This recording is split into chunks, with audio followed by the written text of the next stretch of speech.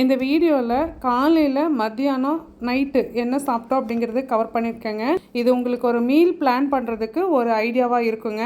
முட்டை பொரியல், பீக்கங்காய் பொரியல், பலாப்பழம், இது ஒருத்தருக்குங்க. இன்னொன்று முட்டை பொரியலுக்கு பதிலாக கருப்பு உளுந்தில் உப்பு போட்டு காய்ச்சின கஞ்சி, அதுக்கப்புறம் பீக்கங்காய் பொரியல், அப்புறம் பலாப்பழம்.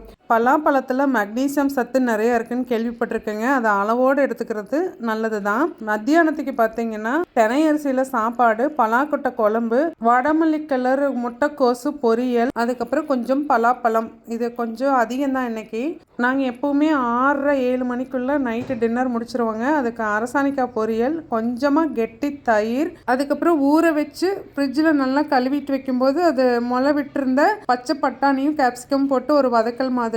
இந்த மாதிரி சாப்பிட்றது எங்களுக்கு ரொம்ப ரொம்ப கம்ஃபர்டபுளாகவும் நல்லா ஹெல்த்தியாகவும் ஃபீல் ஆகுதுங்க. முடிஞ்ச வரைக்கும் நாங்கள் இப்படி தாங்க சாப்பிட்ருக்கோம். இது நல்ல ஐடியாவாக இருக்குன்னு நம்புகிறேன். தேங்க்யூ.